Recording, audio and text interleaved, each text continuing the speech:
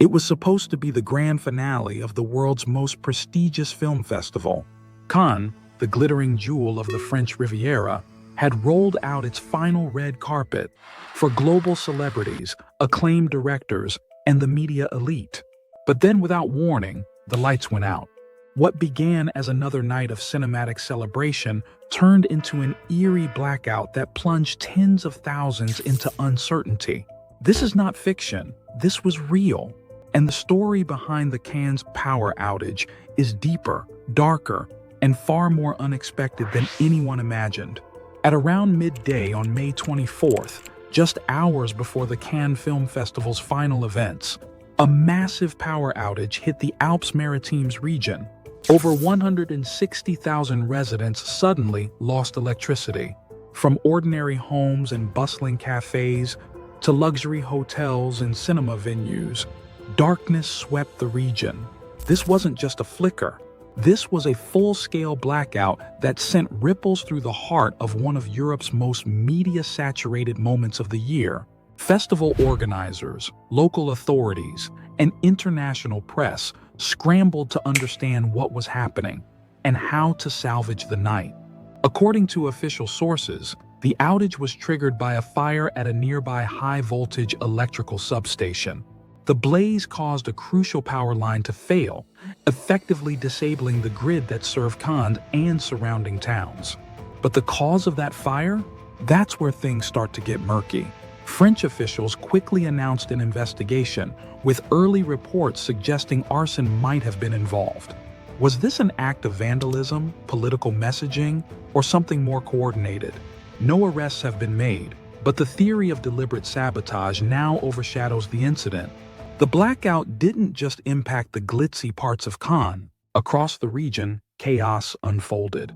Traffic lights failed, causing gridlock on narrow streets. Shops and markets were forced to close. Restaurants lost power to their kitchens. Train services were interrupted, stranding travelers in limbo. And yet, at the center of it all stood the Palais des Festivals, the epicenter of the film festival, somehow still glowing, powered by emergency backup systems. As the city darkened, the contrast between the high-security bubble of the festival and the struggling streets outside became starkly visible. It didn't take long for theories to flood the internet. Was the blackout part of a coordinated protest against the festival's perceived elitism? Was it a warning from a disgruntled political faction? Environmental activists? Cyber attackers? Some speculated about internal sabotage or even a broader test of infrastructure vulnerability in Europe. The timing was too precise, the target too symbolic, and the impact too dramatic to ignore. While officials have yet to publicly confirm any motives, the fact remains: someone may have deliberately targeted the Cannes Film Festival. Despite the turmoil outside, the festival organizers demonstrated swift coordination.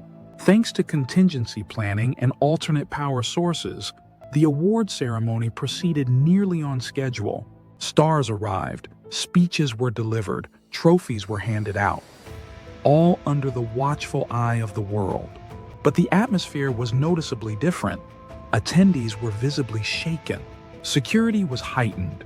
Conversations behind the scenes shifted from films and fashion to fear and uncertainty. Cannes has seen its share of drama over the decades, but few events have shaken its foundations quite like this. By late afternoon, power was restored. Life resumed in Cannes, but the unease lingered. Who started the fire? Why Cannes? Was this a one-off disruption or a preview of something more? French authorities continue their investigation, but with no suspects in custody and limited evidence made public, speculation is growing. For locals, the incident was a reminder of how vulnerable even the most glamorous cities can be. For the film world, it was a jarring moment of reality amid an industry built on fiction.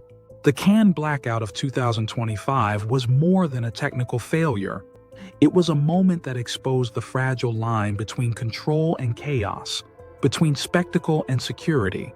It showed how a single event can ripple through an entire cultural institution, leaving us with more questions than answers. What happened in Cannes might just be the beginning of a larger conversation about vulnerability, infrastructure, and intent. And if this was a message, we're all still trying to decipher it. So what do you think really happened in Cannes? Was this just a freak accident or something more deliberate? We want to hear your thoughts. Drop your theories, reactions, or even wild guesses in the comments below. Let's open this up for discussion. And if you found this video insightful or intriguing, don't forget to like, share it with a friend, and subscribe for more breakdowns of stories that go beyond the headlines. Thanks for watching, and stay curious.